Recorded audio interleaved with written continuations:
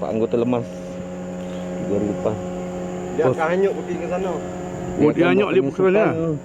Krip mengalir ke sungai.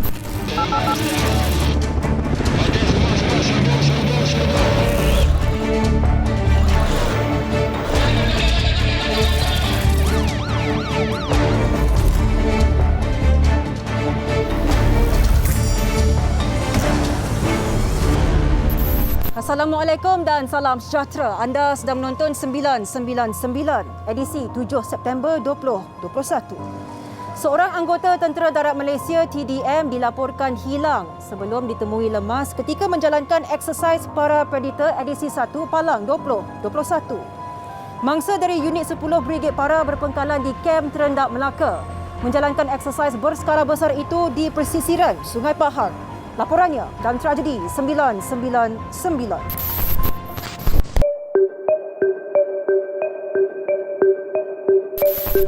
Ketika kejadian jam 4.40 petang 29 Ogos lalu, mangsa Lance Corporal Muhammad Azrin Muhammad Isa, 27 tahun, berasal dari Sungai Petani Kedah dilaporkan terjatuh ke dalam sungai ketika melakukan aktiviti penyusupan serta menyeberangi sungai di Kampung Batu Bor, Bera.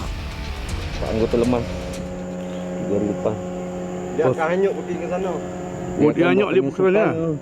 Krip mengalir ke sungai ke sana. Dia dua kumpulan pertama dah selamat dah sampai ke sana. Pertama yang anggota yang lemas tu kumpulan kedua turun aja lebih kurang 4 anggota 5 anggota satu kumpulan. Tengok dia masuk terus tenggelam. Dah cuba tolong selamatkan, tarik balik, tetap tenggelam lagi. Sejurus kejadian, Tentera Darat Malaysia TDM menggerakkan anggota operasi mencari dan menyelamat SAR bersama Jabatan Bomba dan Penyelamat JBPM Zon 2 Pahang. SAR turut dibantu Polis Diraja Malaysia PDRM, Angkatan Pertahanan Malaysia APM dan penduduk kampung di kawasan kejadian. Seramai 141 anggota dan 30 buah bot yang digerakkan dalam operasi pencarian ini. Yang di-Pertuan Agong Al-Sultan Abdullah Wiayatuddin Al-Mustafa Billah Shah turut berkenan mencemarduli bagi menyertai operasi pencarian mangsa. Baginda yang mengenakan seragam tentera darat turut menaiki bot yang disediakan JBPM meskipun dalam keadaan hujan. Turut menyertai operasi ialah Panglima Tentera Darat Jeneral Tan Sri Zamros Muhammad Zain dan Pengarah JBPM Pahang Wan Muhammad Zaidi Wan Isa. Bagaimanapun, operasi SAR ditangguhkan 7 malam kerana keadaan cuaca gelap dan diteruskan keesokan harinya. Kita akan membuat kerja-kerja ni operasi kalau seberapa bolehnya kita sampai pukul 7 malam sahaja. Tapi memandangkan keadaan yang hujan sekarang mungkin awal lah. Okay, kalau kita tengok senario air sekarang ni, daripada hari kejadian tu air tidaklah sebegitu dalam. Tetapi pada hakikatnya di permukaan sungai ni kita nampak arus dia adalah tidak begitu laju. Tapi pada dasar dia tu agak arus dia memang terlalu laju. Dia panggil current memang laju. Itu yang kemungkinan dia sangkut ataupun dia hanyut ke laut. Pencarian berakhir Rabu lalu apabila mayat mangsa ditemui terapung oleh penduduk kampung sekitar jam 7.15 pagi, kira 40 km daripada lokasi kejadian. Jasad mangsa lengkap berpakaian ditemui terapung bersama senjata yang masih berada di badan. Macam kami orang kampung biasanya kalau ada apa-apa macam kemalangan dengan sungai ni, biasa orang kampung akan cuba membantulah. Membantu menggunakan bot ke apa ke. Mangsa telah ditemui di kampung Serengkan. Misi mencari mana sudah selesailah semuanya. Air sedang naik kuat. Lepas tu cuaca panas dan itu petang ribut petir, serta hujan. Tapi misi mencari diteruskan juga sehingga pukul 7 petang. Mayat kemudiannya dibawa ke Hospital Sultan Haji Ahmad Shah Temerloh untuk berdasiasat. Selesai proses bedah siasat, jenazah anggota tinjau pasukan company Pandura itu diterbangkan menggunakan pesawat C-130 Tentera Udara Diraja Malaysia TUDM dari Pangkalan Udara Kuantan Pahang ke Pangkalan Udara Butterworth, Pulau Pinang. Jenazah kemudiannya disembahyangkan di Surau Al-Firdaus, Taman Desa Aman Sungai Petani Kedah, seterusnya dibawa ke Tanah Perkuburan Islam Kampung Pinang Dalam untuk dikebumikan. Upacara pengebumian penuh hormat mengikuti istiadat ketenteraan turut dihadiri Panglima Tentera Darat Jeneral Tan Sri Zamros Muhammad Zain dan Panglima 2 Division Major Jeneral Dato' Arman Rumaizi Ahmad. Jenazah selamat dikebumikan jam 1.45 petang. Bagi menghargai pengorbanan dan semangat Allahyarham, Jeneral Tan Sri Zamros mengumumkan kenaikan pangkat Lance Corporal kepada pangkat Corporal berkuat kuasa serta-merta. Selain kenaikan pangkat, Tentera Darat Malaysia turut memberi faedah kelayakan kematian kepada balu, anak dan ahli keluarga Allahyarham.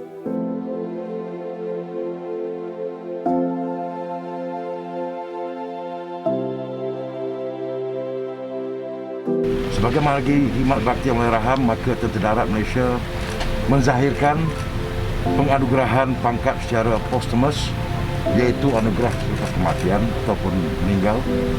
Dan Allahyarham Lance Corporal Muhammad Azril bin Muhammad Isa dengan ini dinaikkan ke pangkat Corporal. Sementara itu, bapa Allahyarham Muhammad Isa Osman 58 tahun menzahirkan rasa syukur dan berterima kasih kepada seluruh kepimpinan Tentera Darat Malaysia atas penghargaan serta kenaikan pangkat yang diberikan ke atas anaknya. Alhamdulillah, syukurlah. Mana nak sangka dia dinaikkan pangkat Corporal. Daripada lah Corporal, alhamdulillah. Untuk rezeki isteri dia lah tu, anak dia. Itu je. Saya bersyukur je lah. Alhamdulillah. Betul.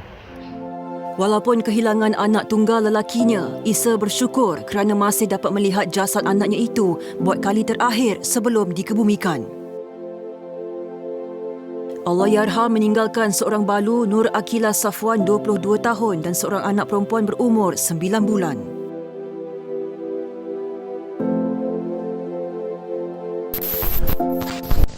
Seorang cedera ditembak dan 4 lagi berjaya ditahan dalam kejadian kejar-mengejar di Ceras Jumaat lalu. Suspek warga asing berjaya ditahan setelah menyamun seorang wanita di hadapan sebuah bank.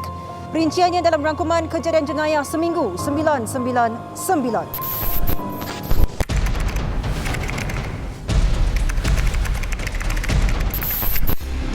Seorang daripada 4 warga asing disyaki terbabit dalam kes samun di Ceras cedera ditembak polis pada Jumaat lalu.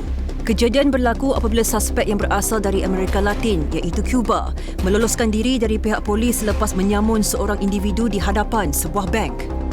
Menurut Pengarah Jabatan Siasatan Jenayah Bukit Aman, Datuk Seri Abdul Jalil Hassan, suspek mengekori mangsa sebelum bertindak memancitkan tayar kereta mangsa ketika sedang mengeluarkan wang. Pihak polis mengejar kenderaan yang dinaiki kesemua suspek termasuk 2 wanita sebelum suspek bertindak agresif dengan cuba melanggar kenderaan polis sehingga memaksa pihak polis melepaskan tembakan. Kesemua suspek berjaya ditahan untuk siasatan lanjut. Di Mahkamah Magistrate Air Keruh Melaka, seorang wanita warga asing dipenjara 18 bulan selepas mengaku bersalah kerana menggunakan identiti individu lain untuk mendapatkan vaksin. Tertuduh berusia 27 tahun itu didapati memperdaya seorang doktor dan jururawat dengan menggunakan pasport milik individu lain bagi mendapatkan suntikan vaksin COVID-19. Mengikut rekod, kesalahan itu dilakukan di sebuah klinik swasta di Taman Cheng Perdana pada 28 Julai dan 18 Ogos lalu. Bagi pertuduhan lain, dia didapati menetap di negara ini tanpa pas lawatan sosial dan permit yang sah. Tertuduh dijatuhi hukuman penjara 6 bulan bagi 3 pertuduhan bermula tarikh tangkapan. Polis Kelantan berjaya menahan sekumpulan 6 lelaki berusia di antara 25 hingga 34 tahun bersama 1,100 pil kuda jenis Yaba dalam satu serbuan di Felda Ciku 6. Dalam serbuan berasingan, pihak polis berjaya menahan seorang lagi suspek di Felda Kelapa Sawit Felda Aring 15 dan menemui 600 pil, 183 botol ubat batuk serta 100 kg daun ketum. Suspek dipercayai menjadikan ladang kelapa sawit sebagai lokasi urus niaga dan menjadi pembekal kepada penagih di kawasan berhampiran. Kegiatan suspek dikesan sebulan lalu hasil maklumat orang awam.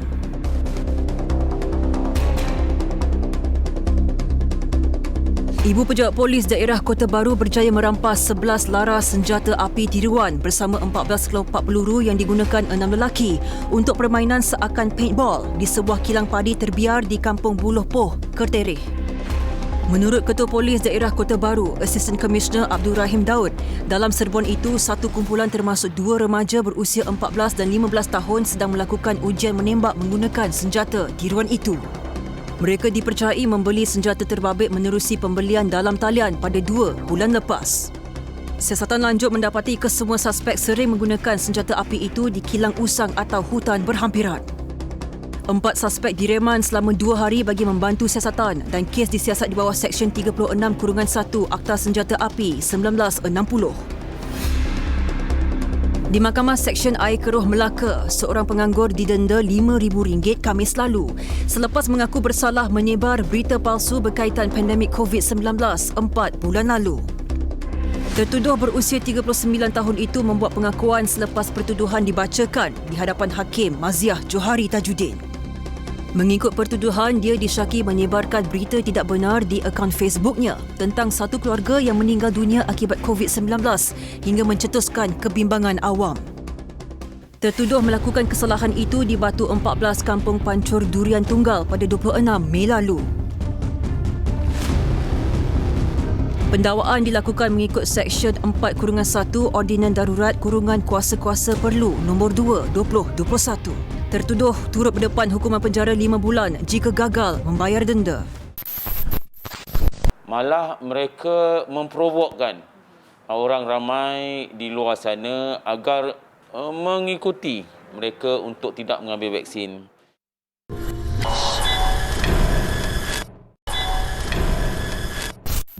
Kelonggaran melakukan beberapa aktiviti ketika Pelan Pemulihan Negara PPN termasuk makan di restoran atau dine-in sudah diberi. Namun kelonggaran itu hanyalah untuk individu yang sudah lengkap 2 dos vaksinasi.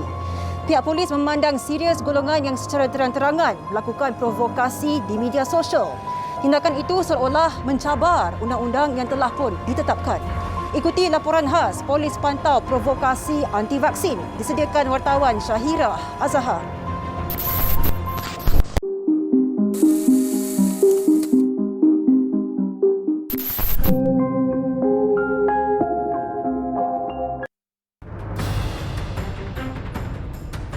Program vaksinasi COVID-19 kebangsaan telah digerakkan secara berperingkat bermula 24 Februari 2021.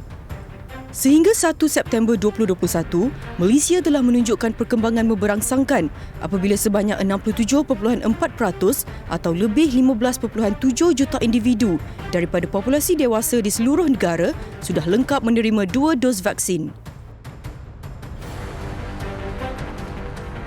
Namun, tidak semua berlapang dada dengan langkah vaksinasi, muncul pelbagai kumpulan atau individu menolak vaksin dengan pelbagai alasan. Lebih membimbangkan apabila ada segelintir individu yang cuba melakukan provokasi terhadap pematuhan pengambilan vaksin. Bermula 20 Ogos lalu, individu yang melengkapi 2 dos vaksinasi dibenarkan untuk makan di restoran atau dine-in ketika tempoh Pelan Pemulihan Negara PPN. Tetapi ada segelintir golongan anti-vaksin cuba melakukan pelbagai helah bagi menikmati kelonggaran SOP itu. Baru-baru ini tercetus satu isu apabila sepasang suami isteri melakukan hantaran berbentuk provokasi di laman sosial miliknya. Pemilik akaun Facebook itu menceritakan eksperimen sosial yang dilakukan bersama keluarga apabila pergi ke tempat-tempat tumpuan ramai tanpa melengkapkan 2 dos vaksin seperti yang disarankan oleh kerajaan. Namun, tindakan itu membawa padah apabila mereka ditahan pihak polis susulan penularan perkongsian berkenaan.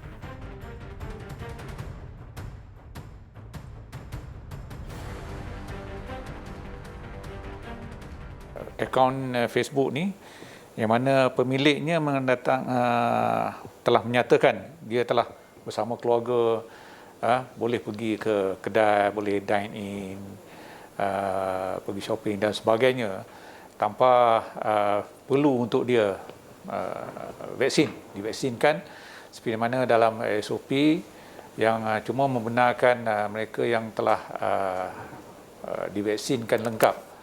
Vaksin lengkap maknanya 2 dos dan juga melebihi 14 hari. Siasatan telah kita jalankan dan dapati memang benar kedua-dua suami isteri ini dia belum lagi mendapat vaksin yang lengkap. Pemilik akaun itu juga turut memuat naik kenyataan yang telah mendatangkan ketakutan dan kegusaran kepada orang awam. Ini satu provokasi dan memang dia menimbulkan kegusaran sebenarnya pada orang awam. Kalau sekiranya berlaku pelanggaran misalnya seperti mana yang cuba ditunjukkan oleh pasangan ni, kalau mana ada berlakunya kelemahan, adanya premis yang tidak melakukan pemeriksaan atau pematuhan, dia bagi saya dia tidak perlu untuk nak menunjukkan dia pergi ataupun dia terus menyalurkan maklumat kepada pihak kita dan kita akan mengambil tindakan. Ya? So dia tak perlulah dia nak pergi buat social eksperimen dan sebagainya. Kedua-dua mereka kemudiannya dibebaskan dengan jaminan polis selepas keterangan mereka diambil. Kes disiasat mengikut Seksyen 269 dan Seksyen 505-B Kanun Keseksaan selain Seksyen 22-B Akta Pencegahan dan Pengawalan Penyakit Berjangkit 1988 dan Seksyen 233 Akta Suruhanjaya Komunikasi dan Multimedia. Siasatan kita juga dalam masa yang sama turut kita menyiasat pemilik-pemilik premis yang tidak mematuhi SOP, yang mana dia membenarkan pasangan berkenaan untuk dine in ataupun hadir ke premis mereka tanpa mematuhi syarat. Sementara itu, Ketua Polis Selangor, Datuk Arjunaidi Mohamad memaklumkan, selain pengunjung, pihak polis kini turut melakukan pemantauan terhadap pemilik premis. Ini bagi memastikan semua pihak terus mematuhi syarat yang ditetapkan dalam Pelan Pemulihan Negara. Tinjauan kami di premis sekitar Lembah Klang dan Selangor mendapati masih terdapat sesetengah premis yang tidak meletakkan pekerja di bahagian pintu masuk. Pihak polis menyarankan agar tindakan itu dapat dilakukan segera supaya dapat mengawal kehadiran orang ramai di sesebuah premis.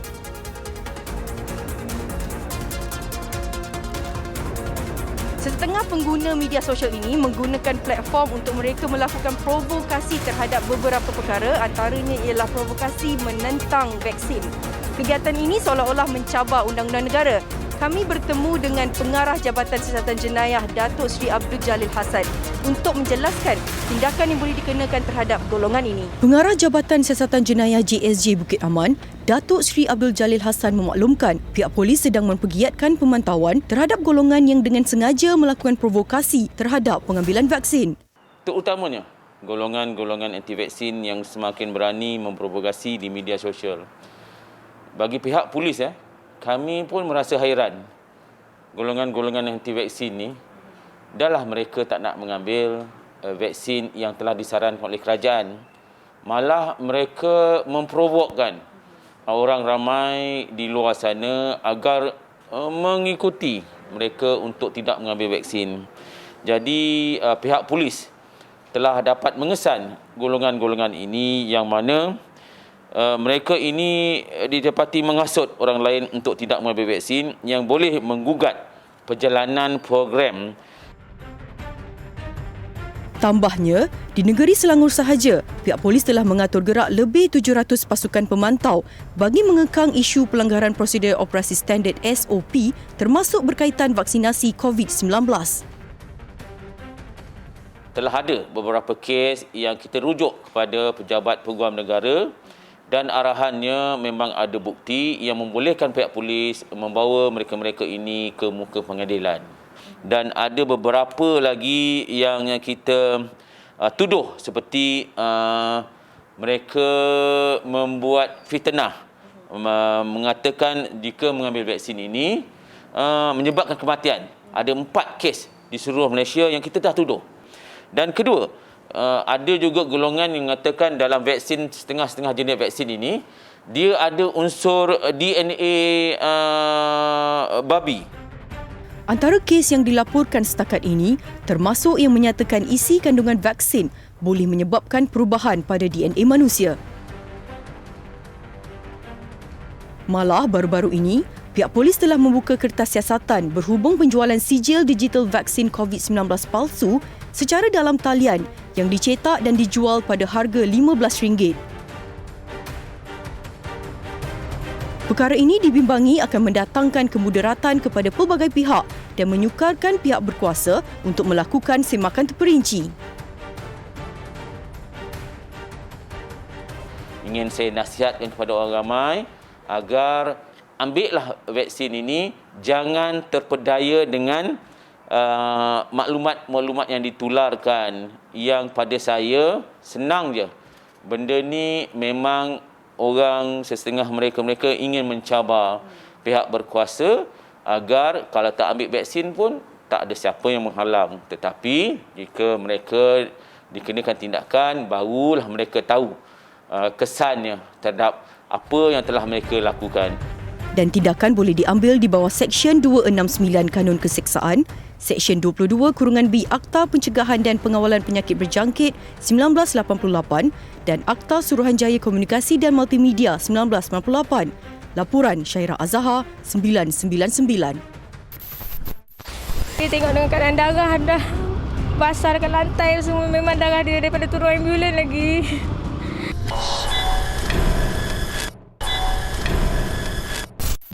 Hajat seorang penghantar barang bersama rakannya untuk pulang ke rumah setelah selesai bekerja bertukar mimpi ngeri apabila dirompak sekumpulan lelaki bermotosikal. Lebih tragis, mangsa dilaporkan koma dan tangannya pula terpaksa dipotong akibat terjatuh dari motosikal. Wartawan Tun Hizami Hashim bertemu ibu mangsa dan Ketua Polis Daerah Sentul ACP Beh Eng Lai untuk mendapatkan perincian kes.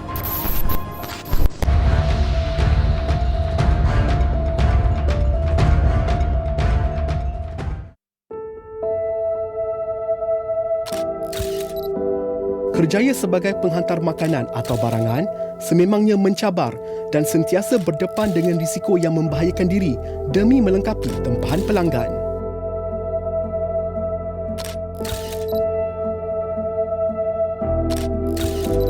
Terbaru, seorang ibu mengharungi detik sedih apabila anak gadisnya yang bekerja sebagai penghantar barangan terlibat dalam kemalangan jalan raya bersama rakan setelah dirompak sekumpulan lelaki di Jalan Kuching, Kuala Lumpur. Pada hari kejadian tu dia keluar waktu petang dalam pukul 5. Okay, dia memang akan bawa lah barang-barang yang dia nak COD, nak post sekali jalan saja. Memang banyak barang yang dia bawa, banyak tempat dia kata, kakak banyak tempat nak pergi. Kakak cuba balik awal lah dia kata. Yelah. Dalam pukul 8 tu hati saya dah berdetik. Rasa berdebar. Saya cakap kenapa rasa ni, rasa lain macam je. Macam ada sesuatu je yang tak kena ni kan. Ada seseorang yang call lah, mengatakan yang dia dah aksiden dekat Jalan Kuching. Dia sedar lagi cik, kata tapi acik kena cepatlah. Kita pergi ke SKS sekarang. Mangsa yang berusia 17 tahun dilaporkan koma selama 4 hari dan terpaksa menjalani 3 pembedahan di Hospital Kuala Lumpur.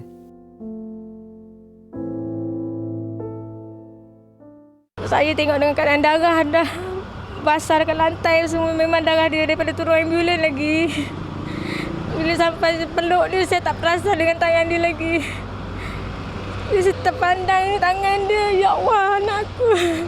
Doktor kata dia tak sedarkan diri. Memang kadang dia ketika pendarahan terlalu banyak. Memang saya susah nak terima kan. Tiba-tiba saja dengan mengejut.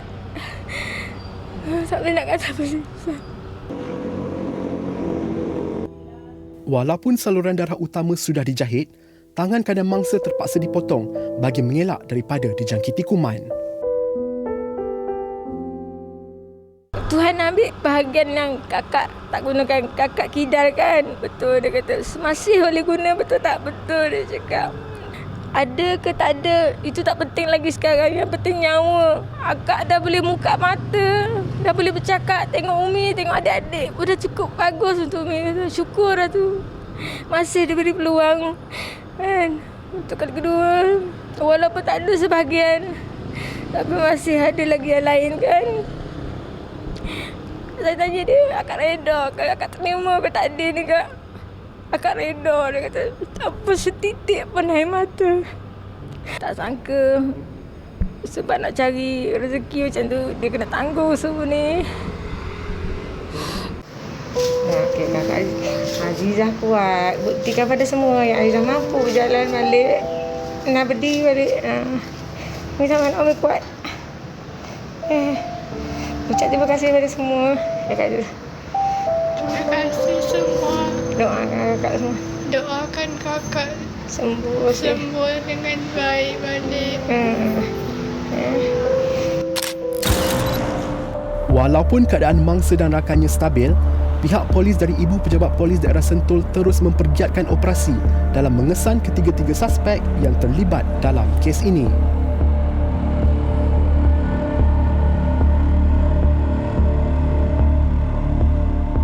Sunyi dan lengang, beginilah keadaan ataupun suasana di Jalan Kuching pada jam 1 pagi. Dan beginilah waktu ketika mangsa dan rakannya baru pulang dari tempat kerja iaitu di Keramat menuju ke rumahnya di Jinjang. Dan mereka dihimpit oleh sekumpulan lelaki bermotosikal. Dan aksi kejar-mengejar telah berlaku sepanjang 2 km sebelum mangsa dan rakannya membuat pusing ganyu dan jatuh tersungkur akibat dikejar mereka di sekitar kawasan ini.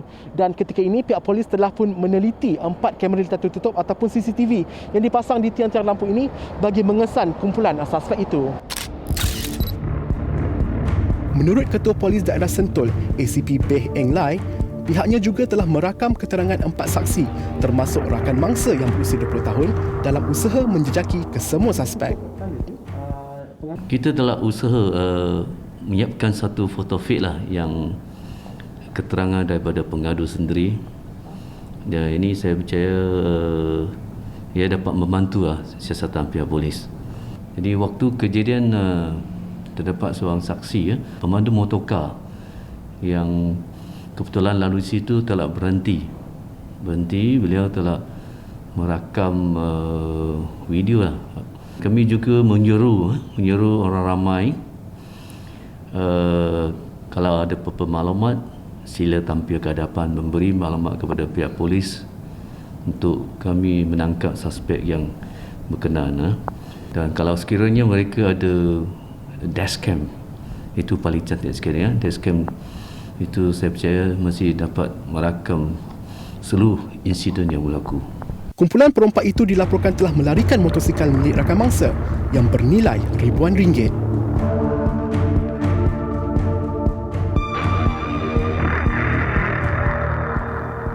Harga motosikal itu RM10,900. Yang ini hanya dibeli pada bulan Januari tahun ini.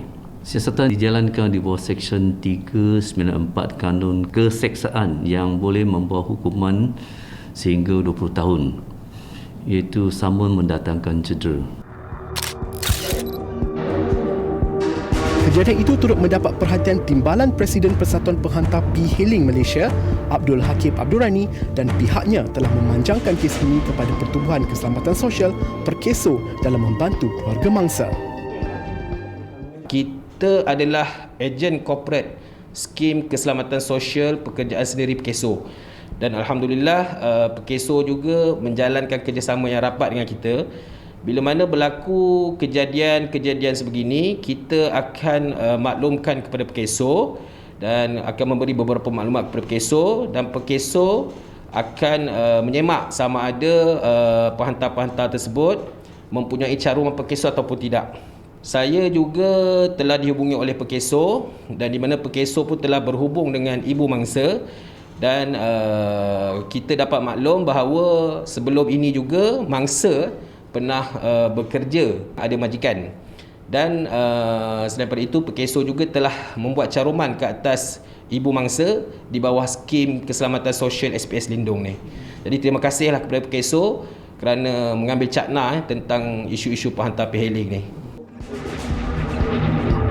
Sejak Mac 2020, lebih 150 kes kemalangan jalan raya membabitkan penghantar makanan dan barangan telah direkodkan oleh pihak Perkeso. Kepada rider-rider, kita berharap sangat supaya abaikan SOP syarikat yang boleh menyebabkan kita dalam situasi bahaya. Yang penting, patuhi keselamatan jalan raya, patuhi SOP PKP ni, di mana sekarang ni kita pun dalam proses tempoh fasa pemulihan.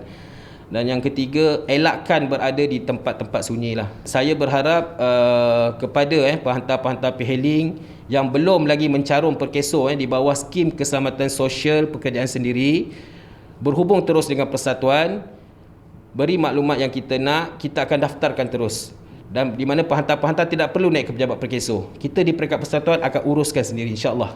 Kita di Peringkat Persatuan akan mengadakan perbincangan dengan beberapa agensi juga, di mana benda ini melibatkan SOP penghantar itu sendiri, supaya ada satu guideline, ada satu panduan daripada kerajaan supaya benda ini akan ditamatkan dengan segera. Mencari rezeki sebagai penghantar makanan atau barangan lebih mulia berbanding perbuatan menyamun. Para rider disarankan mengambil insurans kemalangan demi kebajikan mereka.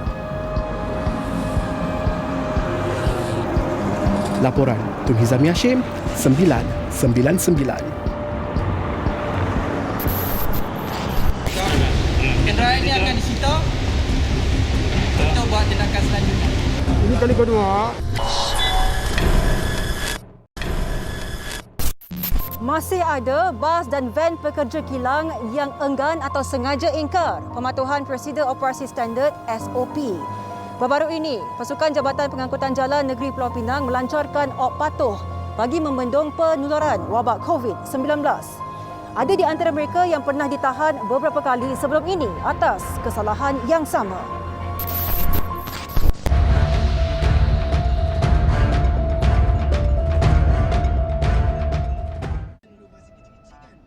Baru-baru ini, Jabatan Pengangkutan Jalan JPJ Pulau Pinang dan Jabatan Kesihatan Negeri Pulau Pinang JKNPP mengadakan operasi patuh kenderaan bagi mengekang penularan wabak COVID-19 di sekitar Seberang Jaya, Seberang Perai, Juru dan Sungai Dua. Fokus operasi bertumpu kepada pengusaha bas dan van kilang yang membawa pekerja agar mematuhi Prosedur Operasi Standard SOP yang ditetapkan oleh kerajaan.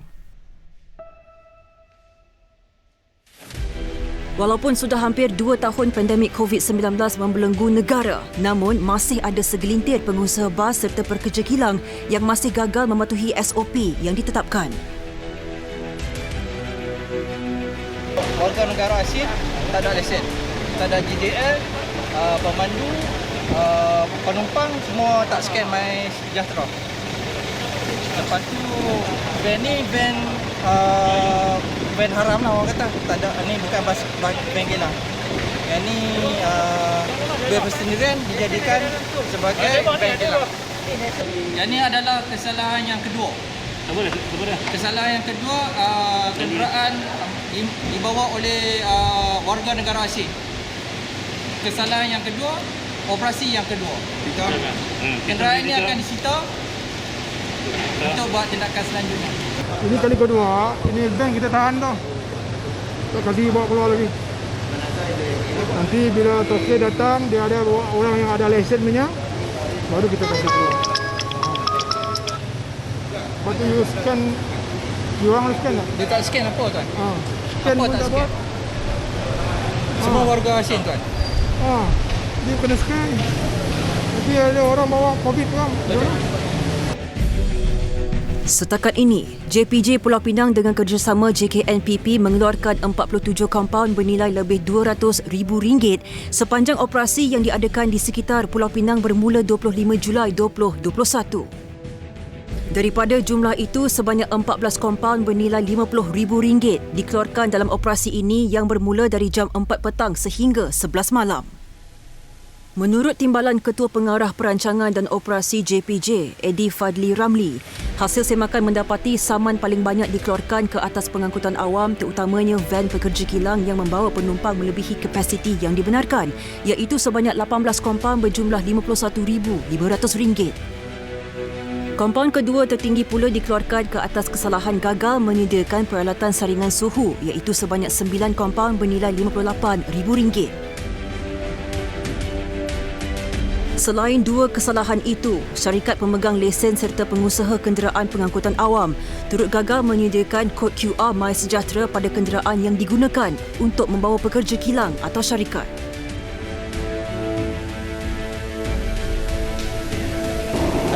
Saya bagi pihak Jabatan Pengangkutan Jalan Malaysia, saya menyeru orang ramai agar sekiranya ada urusan di luar, patuhlah SOP yang telah ditetapkan oleh kerajaan.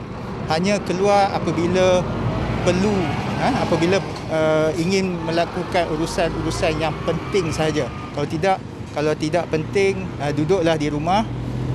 Dan kami agensi penguatkuasa akan sentiasa melaksanakan operasi-operasi seperti ini untuk memastikan bahawa penularan wabak COVID-19 ini dapat kita kekang dan kita dapat tangani dengan masa yang singkat.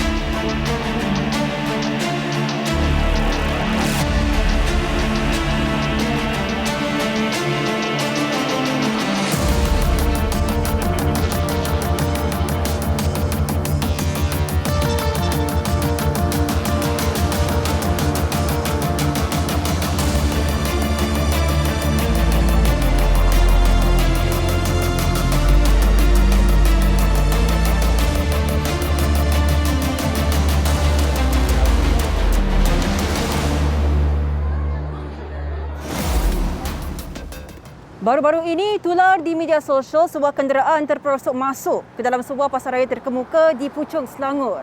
Kejadian dikatakan berlaku gara-gara pemandu tertekan pedal minyak mengakibatkan kenderaan merempuh masuk ke dalam sebuah pasaraya sehingga menyebabkan seorang pekerja restoran makanan segera tercedera. Namun pemandu berusia 64 tahun itu dikatakan selamat dan pekerja yang dilanggar itu dilaporkan stabil setelah dirawat di Hospital Serdang. Kejadian itu mengundang pelbagai reaksi para netizen. Kita kena sentiasa alert lah, benda kecil ke besar ke. Walaupun waktu memandu, kita kena berhati-hati di jalan raya lah. Walaupun tak kisahlah apa terjadi, kalaupun kena ingat sesuatu benda, kita kena ingat yang kereta tu bukannya mainan. Itulah yang terbaik lah. Hari-hari kena ingat benda tu. Dah hari-hari buat kereta takkan tak reti kan. Untuk dalam lingkungan dalam 60 tu patutnya duduk rehat lah dekat rumah. Tak payah buat kereta lah. Untuk orang lain dan untuk diri sendiri. Mana tahu kan kokok sakit jantung kan. Kena hati-hati. Anak-anak pun kena ingatkan benda-benda tu untuk kepada mak bapak dia orang sendiri. Selalu kena ingat lah. Benda-benda yang ni jangan selalu lupa lah. Walaupun kita selalu lupa, ingatlah. Dalam video tersebut kita kena alert semasa memandu. Nasihat saya, jangan panik membawa kereta, jangan panik dengan suka diri dan bawalah kereta dengan cermat. Viral 999 bertemu Timbalan Ketua Polis Daerah Serdang Superintendent Muhammad Rosdi Daud untuk mendapatkan perincian kes.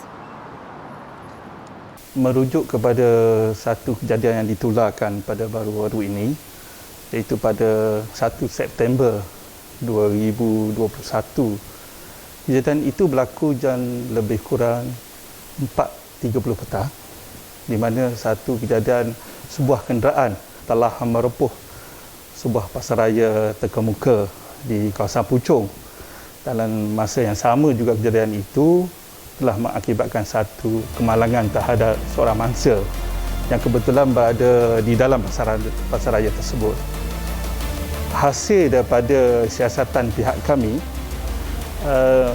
pemandu kenderaan itu berumur dalam lingkungan 60-an, awal 60-an, warga negara tempatan. Apabila beliau selesai membeli belah di pasaraya berkenaan, memasuki kenderaan, dan ketika beliau ingin mengundurkan kenderaan berkenaan yang dipandu oleh beliau, kedudukan dia pada masa itu di bahagian D drive, dan secara tiba-tiba dia telah tertekan pedal minyak dan mengakibatkan kenderaan itu bergerak ke hadapan, merempuh cermin di pasaraya berkenaan. Dalam masa yang sama turut melanggar masa yang kebetulan berada di dalam pasaraya itu. Pihak kami telah melaksanakan siasatan di bawah Seksyen 43-1 Akta Pengangkutan Jalan Raya 1987, di mana sekiranya didapati bersalah disabitkan kesalahan ini, maka denda yang akan dikenakan adalah RM5,000, tidak kurang daripada RM5,000 dan tidak melebihi RM10,000 Malaysia, dan boleh dikenakan tindakan penjara tidak melebihi 12 bulan.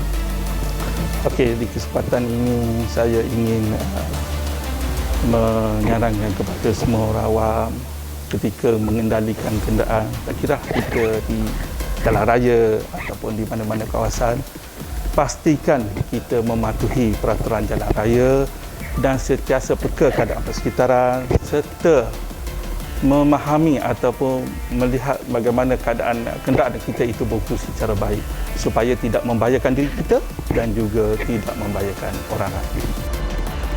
Menurut pihak polis, kes masih dalam siasatan dan tiada sebarang kecederaan yang dilaporkan dalam insiden itu. Ingat, jenayah membawa padah. Sebarang perkongsian maklumat menerusi email dan laman Facebook rasmi 999 amatlah dialu-alukan. Kita jumpa lagi di minggu hadapan mewakili tim penerbitan 999.